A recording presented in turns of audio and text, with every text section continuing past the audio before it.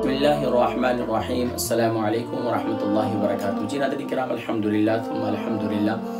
آج 12واں روزہ ہے اور 12ویں روزے کی خاص اعمال اور وظائف کیا ہیں انشاءاللہ ان کا تذکرہ آج کی نشست میں ہم کریں گے۔ اس سے پہلے ناظرین کرام ایک حدیث مبارکہ کہ آقا علیہ السلام کی پیاری حدیث مبارکہ جو ہے سبحان اللہ، اس کا تعلق ناظرین کرام آخرت کے بارے میں ہے، اور یہ حدیث مبارکہ اس کے راوی سیدنا عبداللہ ابن مسعود رضی اللہ تعالی عنہ ہے، اور یہ روایت کی گئی ہے کنز العمال کے اندر۔ پیارے کریم آقا علیہ السلام کے پیارے صحابی سیدنا عبداللہ ابن مسعود رضی اللہ تعالی عنہ فرماتے ہیں کہ پیارے کریم آقا علیہ السلام نے ارشاد فرمایا کہ قیامت کے دن کافر اپنے پسینے میں ڈوب جائے گا یہاں تک کہ وہ پکار اٹھے گا، اے میرے پروردگار، جہنم میں ڈال کر مجھے اس عذاب سے نجات دے دیجیے، یعنی اب جو میں جہنم میں آ گیا ہوں، یا اللہ مجھے جو ہے جہنم سے نکال دیں۔ تو یقین ناظرین کرام کافر تو جہنم میں جائیں گے، لیکن وہ ایمان والے جو گناہگار ہوں گے وہ بھی جہنم کی آگ میں جائیں گے۔ اللہ کریم اللہم اجرنی من النار، اللہ کریم ہمیں جہنم کی آگ سے محفوظ فرمائے۔ تو ناظرین کرام یہ دوسرا عشرہ چل رہا ہے، دوسرا عشرے کی خاص دعا استغفر اللہ، یعنی کہ وہ تو میں نے مشترکہ اعمال میں ذکر کیے تھے، تو استغفار کی آپ کثرت کرتے رہیں گے۔ اس کے ساتھ ساتھ ناظرین کرام دوسرے عشرے کی جو خاص اعمال میں ذکر ہے کہ آپ نے بعد نماز فجر اول آخر درود شریف کے ساتھ آپ نے یہ عمل کرنا ہے، وہ ہے سبحان اللہ اللہ لطیف بعبادہ یرزق من یشاء وهو القوی العزیز۔ یہ جو ہے ناظرین کرام سورہ غالباً سورہ شورى قرآن کریم کی سورہ مبارکہ کے 26ویں سپارے میں ہے، یا غالباً 25ویں سپارے میں ہے اللہ لطیف بعبادہ یرزق من یشاء وهو القوی العزیز۔ اول آخر درود شریف کے ساتھ ناظرین کرام آپ نے اس کو 121 بار پڑھنا ہے، اللہ لطیف بعبادہ یرزق من یشاء وهو القوی العزیز۔ اس کی اتنی برکات ہیں کہ اللہ تبارک و تعالی سبحان اللہ رزق میں کشادگی نصیب فرماتے ہیں، معاملات میں معاملہ فہمی نصیب فرماتے ہیں، اور بگڑے ہوئے معاملات کو سنوار دیتے ہیں۔ سبحان اللہ، بڑی برکات ہیں۔ تو بعد نماز فجر آپ نے 121 مرتبہ اللہ لطیف بعبادہ یرزق من یشاء وهو القوی العزیز پڑھنا ہے۔ بعد نماز ظہر آپ نے کون سا عمل کرنا ہے؟ بعد نماز ظہر ناظرین کرام آپ نے سبحان اللہ تبارک و تعالیٰ کے پیارے حبیب صلی اللہ علیہ وسلم نے ارشاد فرمایا کہ سبحان اللہ تم جو ہے اللہ تبارک و تعالیٰ کے صفاتی نام پڑھو۔ تو اللہ تبارک و تعالیٰ کے جو صفاتی نام ہیں ناظرین کرام، اللہ کے 99 نام، وہ 99 نام آپ اس کو پڑھیں، اس کو زبانی یاد کریں۔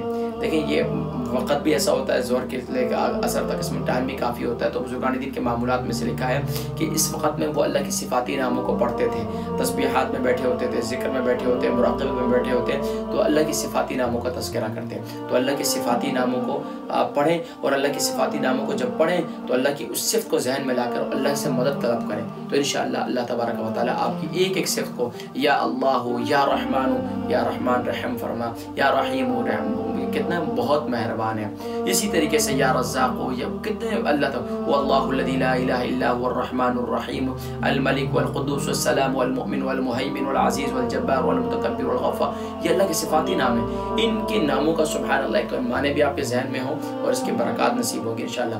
ایک تو یہ کہ ظہر کی نماز کے بعد یہ عمل ہے، اللہ کے صفاتی ناموں کا تذکرہ کریں اور صفاتی ناموں سے اللہ کی مدد و نصرت طلب کریں۔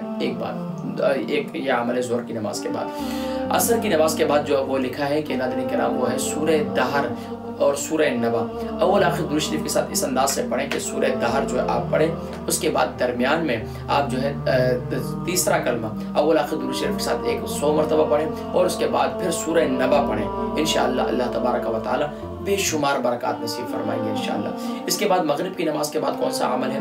مغرب کی نماز کے بعد ناظرین کرام وہی دعا ہے جو دعائے وسعت رزق کہا جاتا ہے، اور وہ پیارے کریم آقا علیہ السلام کی مواضع شریف پہ بھی، مواضع شریف کے پاس یہ دیواروں پہ بھی لکھی ہوئی ہے، لا الہ الا اللہ الملک الحق المبین محمد رسول اللہ صادق الوعد الامین، لا الہ الا اللہ الملک الحق المبین محمد رسول اللہ صادق الوعد الامین۔ اول آخر درود شریف کے ساتھ ناظرین کرام اسے 21 بار پڑھیں تو انشاءاللہ بڑی برکات نصیب ہوں گی۔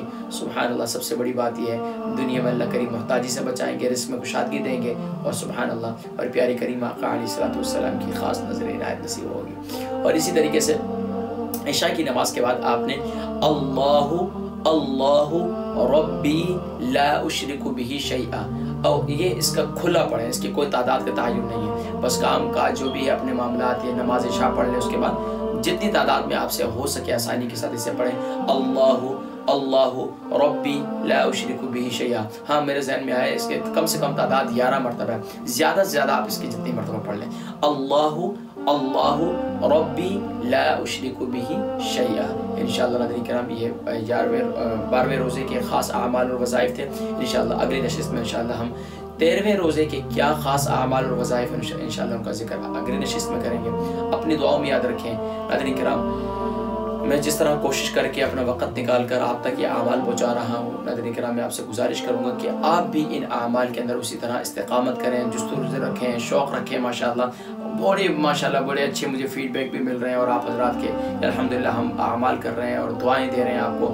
اسی طریقے سے ناظرین کرام آپ بھی یہ اس کو آگے دوسروں تک پہنچائیں تاکہ دوسرے لوگ بھی زیادہ سے زیادہ نیک اعمال کریں۔